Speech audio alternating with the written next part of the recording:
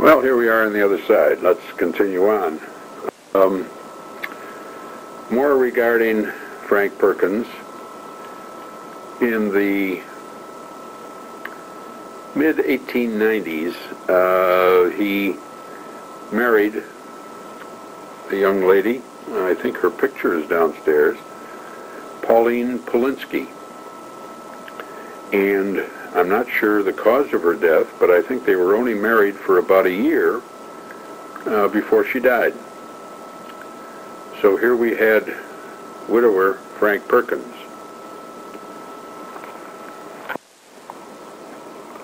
And somehow, some way, he met Mary Jenny Cooper. Now, Mary Jenny Cooper had also been married to an attorney by the name of Walter Pooley. And I don't believe that marriage lasted too long. However, they did have a child, Mary Pooley, who resided with Mary Jenny, and her last name was, as I say, Pooley. I think Walter died of consumption or whatever it might have been at that time, what it might have been called at that time. But somehow, some way, Frank C. Perkins, my grandfather, met Mary Jenny Pooley. Her maiden name was Cooper. And the Cooper family owned and ran a monument business that was located, and I believe there's a picture of it downstairs, owned a monument business right at the corner of, Main Street and Delavan, I believe it is. Isn't it Delavan, or it would be near the entrance, the front entrance to the Forest Lawn? Yeah, I should have to shut it off and think for a minute. I think it is Delavan and Main Street.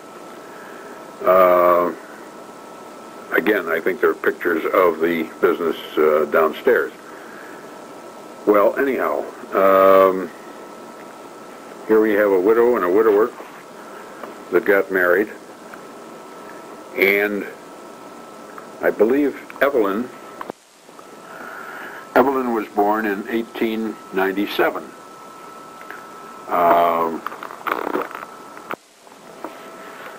And my mother, Marion Gertrude, was born in 1904.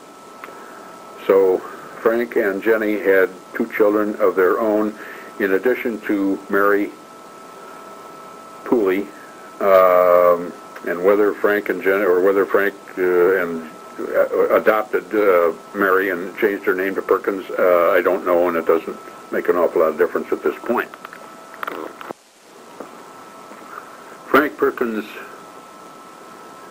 youngest sister, Ethel Eveline Perkins, who was born in 1878, married in California. Somehow she got to California, or else her husband to be came to Buffalo and met her here. His name was Ralph Wells Davis. He was a Christian, and I think Methodist, because that's what my maternal family was a missionary in Africa. So anyhow, Ralph Wells Davis and Ethel Eveline went off and lived, I think, in the Congo for many, many years. And again, pictorial things, pictures and what have you downstairs depicting some of their activities in that field. Now, if you think that this is confusing to you, try to picture this older gentleman sitting at the dining room table with directions on how to run the machine, the genealogy book, notes, more notes than I really need. And now I can understand why Larry said leave some space at the end, because you're going to need space to add things that you forgot. So, if it's tough for you, just think how tough it is for me. Frank C. and Mary Jenny Perkins bought a home at 655 Prospect Avenue, which is right across from the 74th Armory, right near Porter. Porter? No, whatever. And lived there all their life.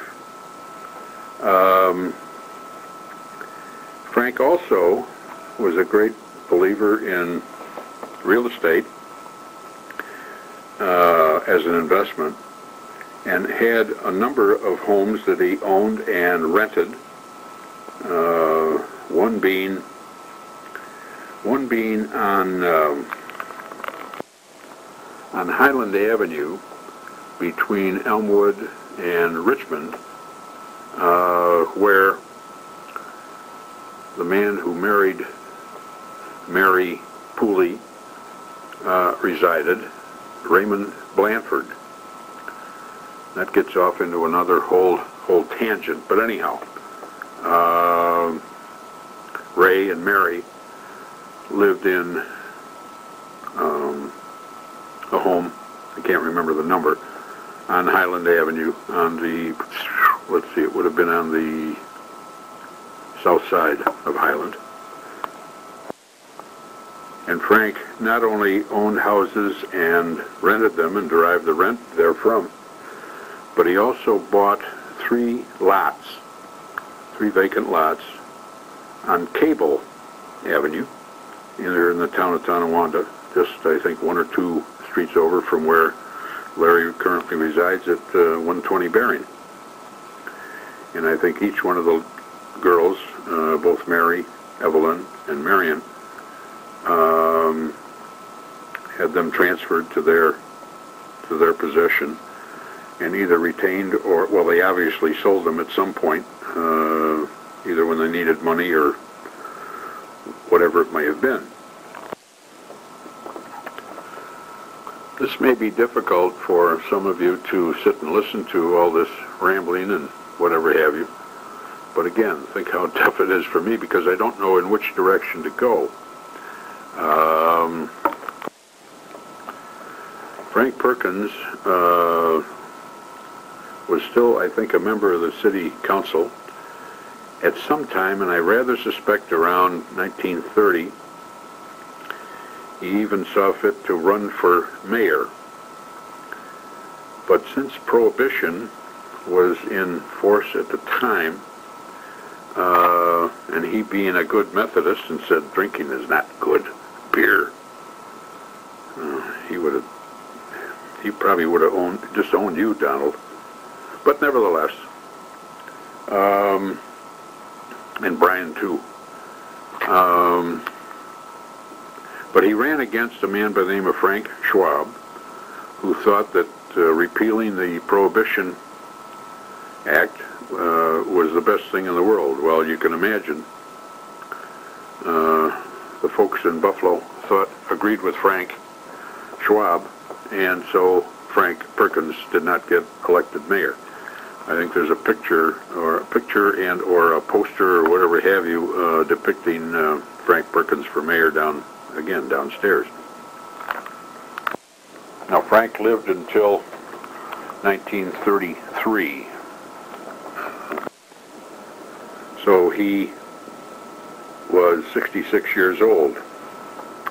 Again, slipping my dimes into the machine down at the Buffalo Public Library. I have articles written in the news, headlines and whatever have you, articles about his life and what he had done and accomplished in 1933. I have a picture downstairs of myself standing near his legs when he was seated, probably smoking his pipe, when I was 2 or 3 years old. And again, it's one of those things that you have a picture of something like this, so I have in my mind that I remember him in that picture, but that's probably a little hazy, if reality at all. Grandma Perkins, Mary Jenny Perkins, lived until 1945.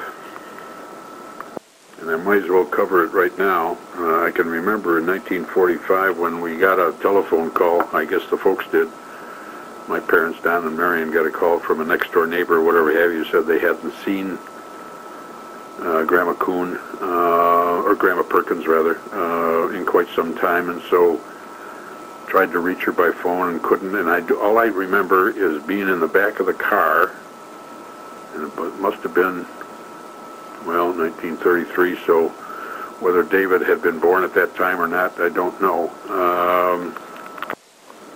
Yes, I guess David had been born, because she died in December of 1945, and David, of course, was born in October. Oh, no.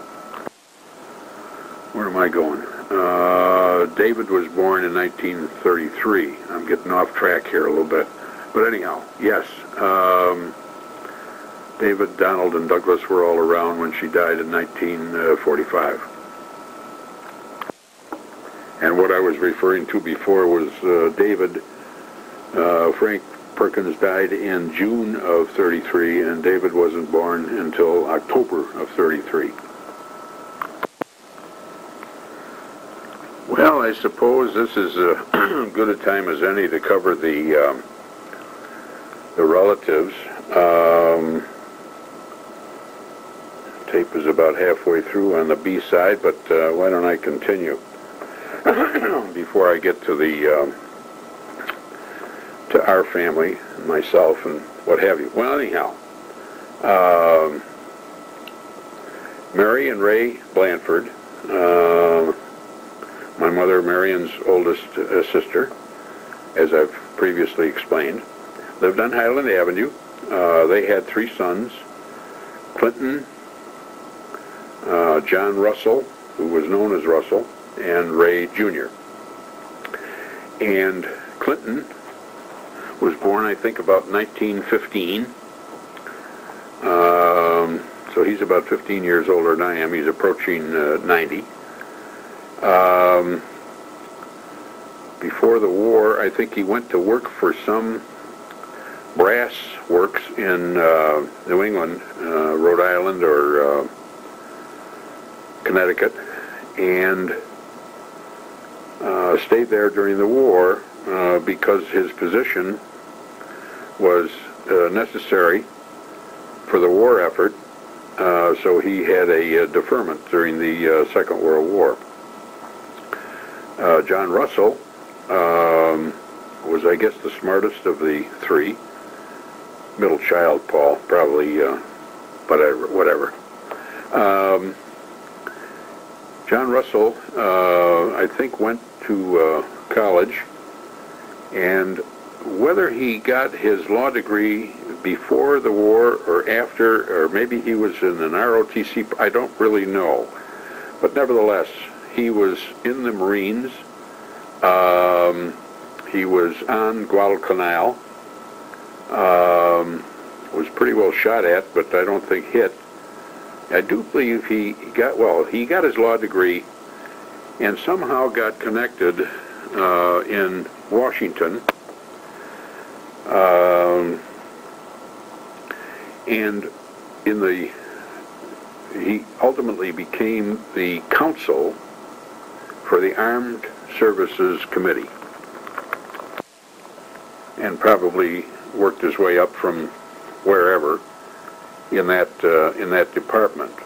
His boss, a member of the House of Representatives from South Carolina called Mendel Rivers. I couldn't think of the name before.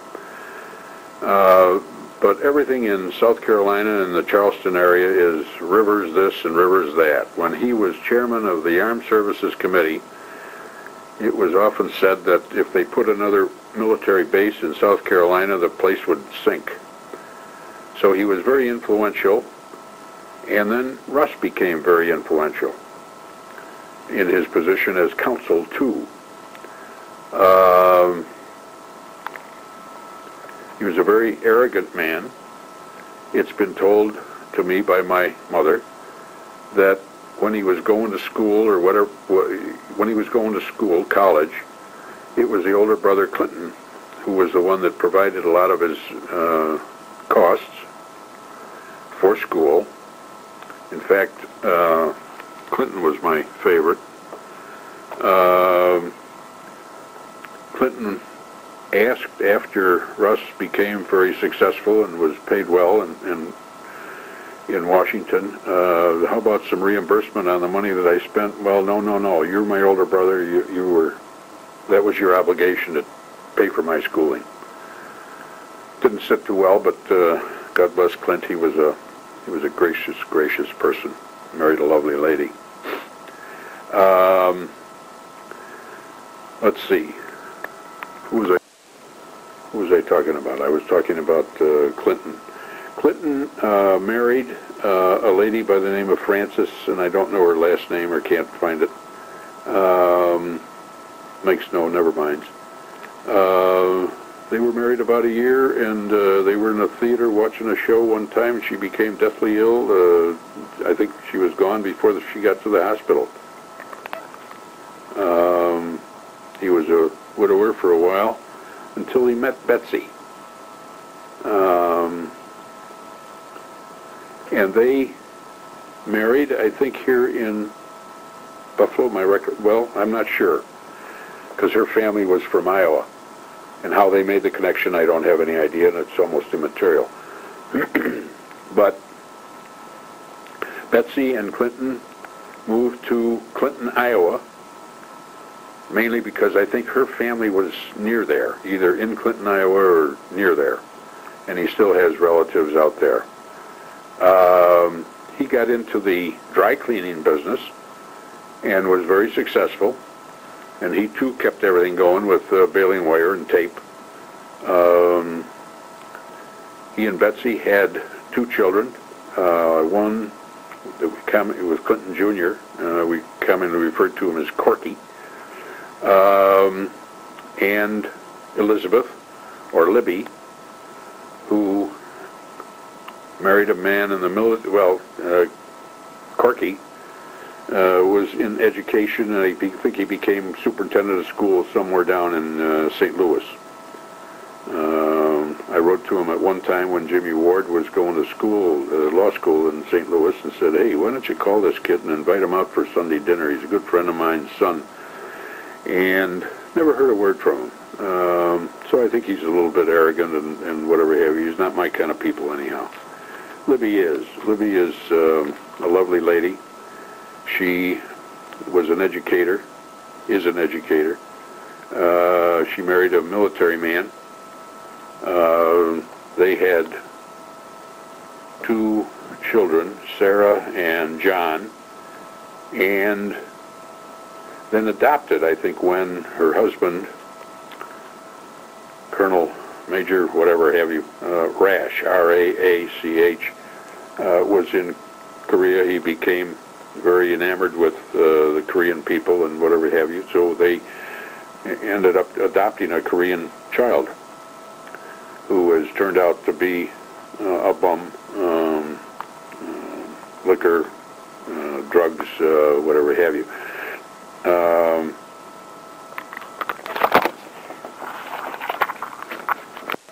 But when I go down to Dallas, Libby, who lived in El Paso, used to come up to, Libby Rosh came up to Dallas because she had cancer. Her oncologist was in Dallas, and so she would meet and talk with Dave on occasions, and whenever I was there, she planned on coming up so we could get together. When David's youngest, Andrea, got married, she came up for the wedding, and I was there, and we met and talked, and she brought her grandson along. John Russell was a very arrogant person. The story is told that when he finally retired from the military and moved, obviously, to Charleston area, his first wife had died, and I'll get to that in a minute. But when the second wife would answer the phone and somebody would ask for Russ Blanford, why, she would say, "Well, just a moment, I'll see if the general will take your call." So whether he did it to set it up or whether it was her idea, I don't have any idea. Russ initially married, and this is an aside, initially married a lady by the name of Barbara Waterhouse, who lived out in Snyder, right off of Main Street. And Donald, that's where that desk that you have came from when he was breaking up, when her father was breaking up house. Hope I'm not confusing you people. When Barbara and Clint got married, it must have been right after the war or somewhere around there, and I was asked to be one of the ushers. Well, here's a 12 or 15-year-old kid who's been invited to be an usher, and I did my ushering work at the church, wherever that was. And afterwards, they had the reception at one of the Saturn Club or some such highfalutin club. Well, here I was in my tuxedo and was accustomed to eating bologna and egg salad and things like that. And here I was in this beautiful hall, and more food around than you could shake a stick at. So I proceeded to plant myself in front of the bowl of shrimp. And I grabbed myself a toothpick, and I proceeded to almost make a meal on the shrimp until Barbara Waterhouse, who was an upscale girl anyhow, came over and said, or got somebody else to get me away from the front of the shrimp bowl. So I guess maybe Barbara invited Donald Coon to be one of the ushers, just to keep it somewhat within the family. Although she probably didn't approve of it, and she sure didn't approve of it after she saw me gobbling up everything in sight. Barbara subsequently died of cancer,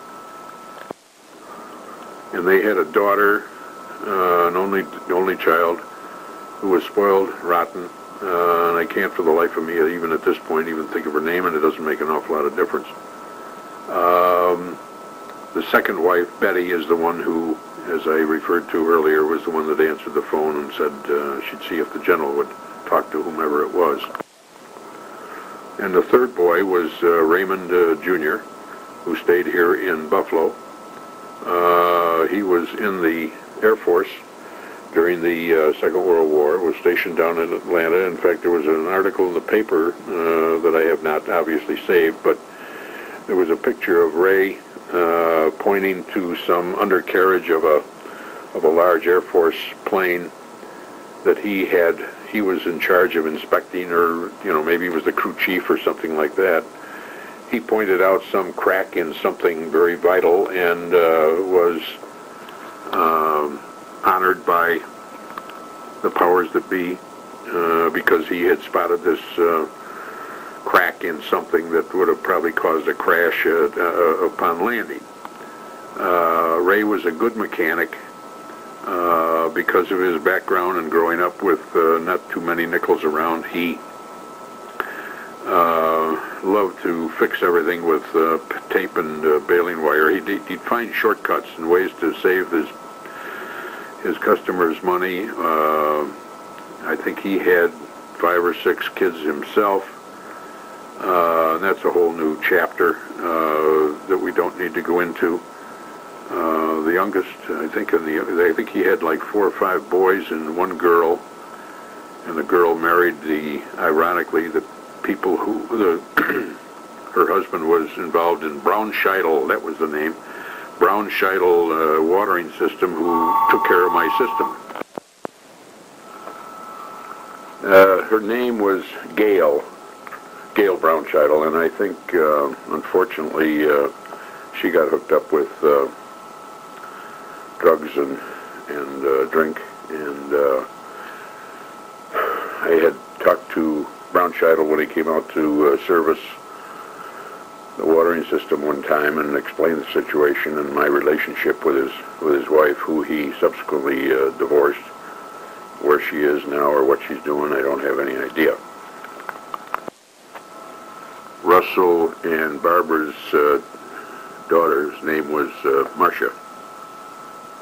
Russell and Barbara's daughter's name was Marcia. She had been raised in a very high society situation and went to all kinds of functions. At one point told her father that there's no way in the world that she could live in a house unless it was at least $300,000. And she married a man who was ne'er-do-well. Russ kept finding him jobs, and he'd last 6 months, 9 months, a year, and then it didn't seem to fit his style or capabilities, and so he went on and on and on to different jobs. Must have been an embarrassment to Russ. It's my understanding through Libby that because she and Marcia are about the same age, and so they conversed periodically. I think Russ had taken out a $100,000 policy on his life with the daughter, Marcia, as the beneficiary. And unfortunately, the second wife, Betty, tried to con the insurance company into paying her the money. I guess she sold everything, took all of his assets, passed it on to her children, lawsuits and whatever have you. An unfortunate situation. I think Marcia had to sue the second wife, Betty. So is what I get from Libby. Finally got the monies straightened out, but the other assets that had already been passed on to Betty's children were gone.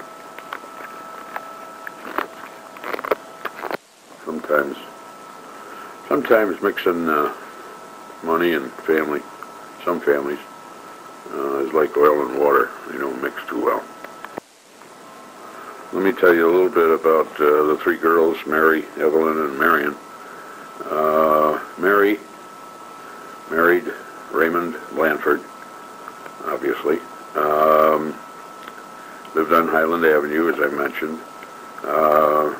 Her husband, Ray, was, whether it was through Frank Perkins that he got his job, I don't know, but I think it was civil service, so I think he earned it himself, but he was the pistol permit functionary for the city of Buffalo. Probably not paid an awful lot of money.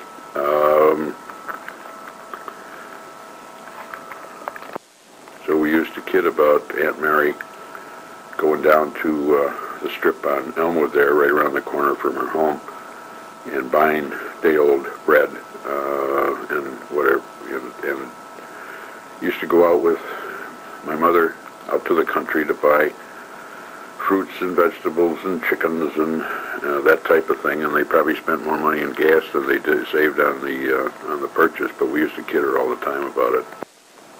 And they always kept very strict accounting of who owed what when they paid for their shopping out in the country.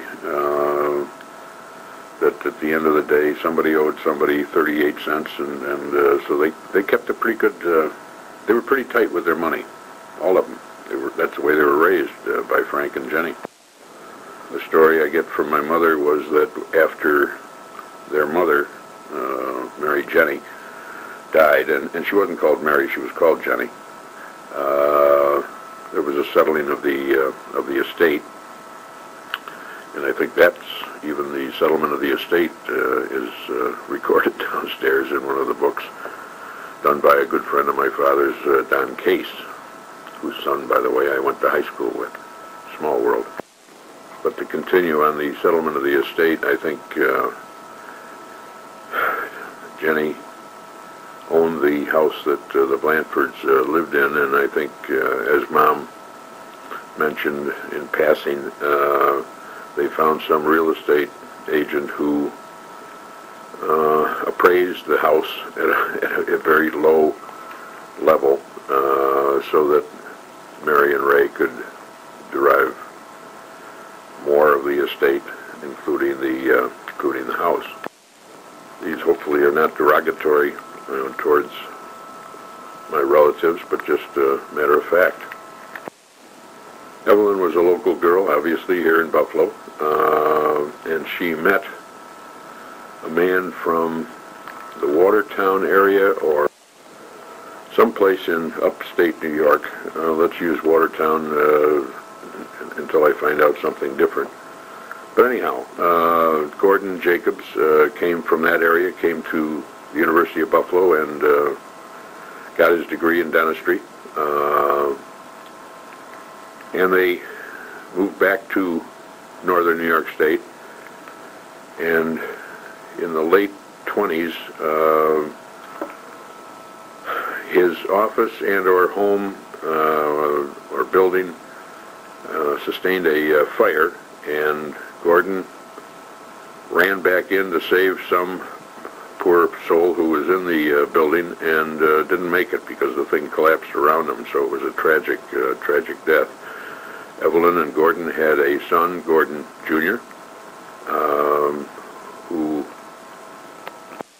came back to Buffalo for a short period.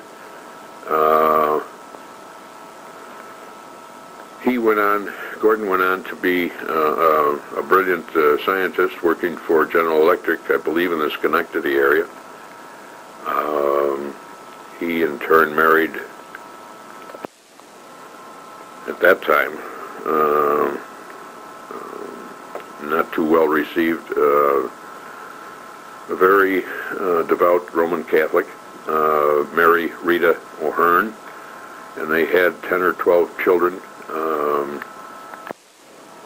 But Mom and Dad used to, when they went up to Troy to see their relatives, Dad's relatives, would stop in Schenectady and meet with Gordon and Mary Rita. And they were very amiable. Everything was just fine. At some point, Evelyn met a man by the name of Claude Bull, and they married, and I am sure that they moved to California. Now, whether Evelyn went out to California and met him out there, or met him here, I don't have any idea. Unfortunately, Claude died, and then Evelyn married again, and I think again, before her passing. Just as an aside, when Evelyn lived here in Buffalo, with Jenny and Frank, when I was a lad, maybe 5 years old, we were visiting Grandma and Grandpa, or maybe just Grandma. Oh, it was just Grandma. I was wandering around the house, and I went into Evelyn's room and saw a watch. And what possessed me, I don't have any idea, but I slipped the watch in my pocket. So I stole Evelyn's watch. Well, after Mom and Dad got home, they got a telephone call from Evelyn, and she said, "My watch is missing. Would you check Donald's pockets?" Well, there it was, and I was appropriately punished, but Evelyn got her watch back. And even when I was returning from Korea and Japan by ship and docking in Oakland, the folks made Evelyn aware, because she lived in Oakland at the time, that the ship was docking at such and such a time, at such and such a day, and would you go down and meet Donald? Well, she wouldn't. And so this was 20 years later, and my mother and father always felt that my swiping Aunt Evelyn's watch was the reason what she didn't want to have anything to do with me when I was 5 or when I was 25. And rightfully so, I guess. And now on to my mother, Marion Gertrude Perkins. How she and Dad met, I don't have any idea. I do know that Dad was a very, very shy person. You wouldn't have known it later on in life because he was very outgoing and gregarious.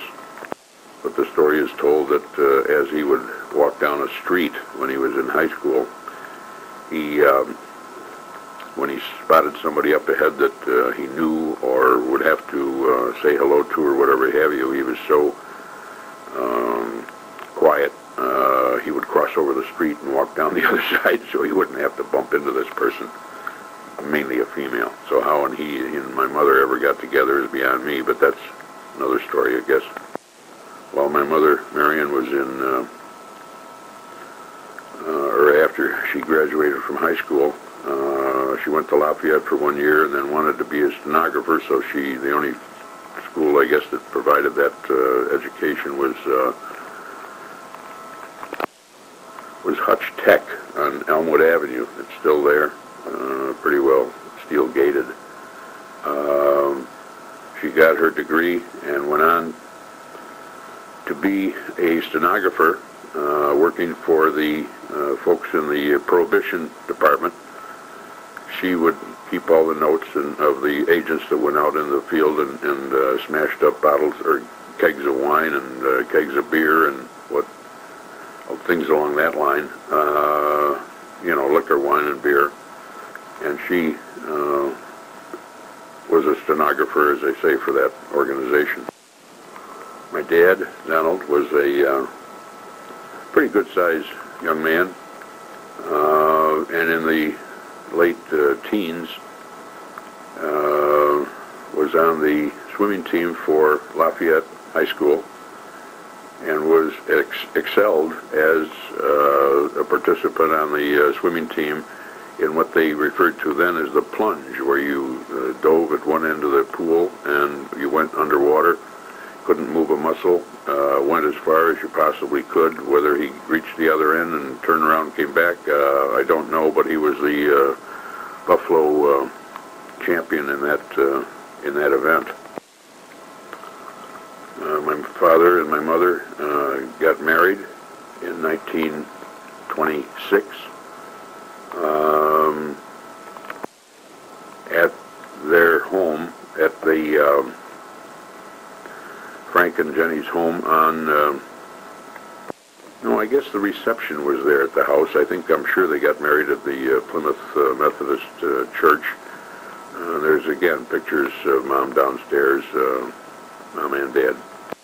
Dad went to work for the American Mutual Insurance Company, selling car insurance, and was transferred temporarily anyhow, to Albany. And soon after they got married, they bought a Model T Ford. And back in those days, because they weren't sure that they could get all the metal particles out of the engine, were told to drive 20 to 25 miles an hour. And so he was transferred to Albany, and he drove to Albany in his new Model T. And while he was driving along at 20, 25 miles an hour, you can imagine how long that would take. Halfway there in Syracuse, he told the story that, or no, it wasn't, he wrote to my mother and told her that he enjoyed driving along at a slow rate and baby in the car, and he enjoyed watching the cows and saw the scenery and what have you. But when he got to Syracuse, he said he really got stiffed because he got there late. He stopped at a bed and breakfast type of thing, and had to pay. Now this was in, let's say, 26, 27. He really got stiff because he had to pay $3.25 to stay overnight and have breakfast the next morning. Both he and my mother were very athletic. She was a good tennis player, or played at it anyhow, when she was younger. When Dad was in high school, and again, this was through Larry's questioning, he worked at various, behind the counter of a ice cream shop or a cigar stand. He also worked at a soda fountain at the New York Central station, and the cigar stand was at the Niagara Hotel. And he tells Larry that he one summer worked at the hardwood lumber company for about 10 weeks and lost about 20 pounds lugging lumber around.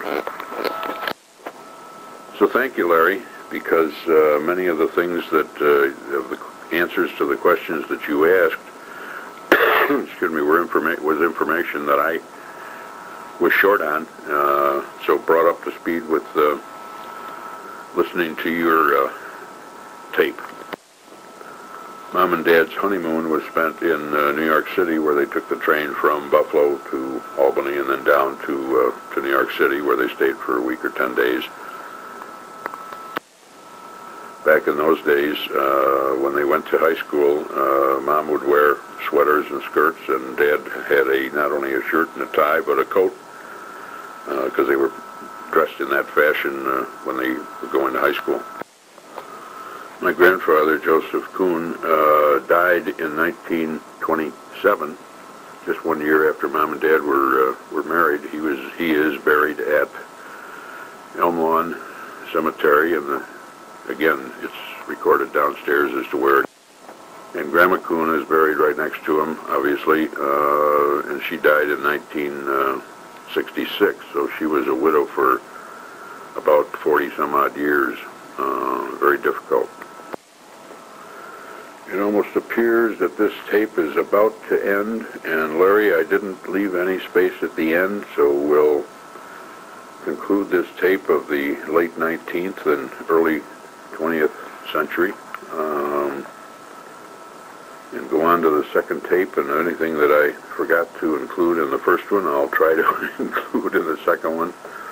I don't take directions well, Larry, as you already know, and go ahead and do my own thing, my own way, and so sorry about that, fella.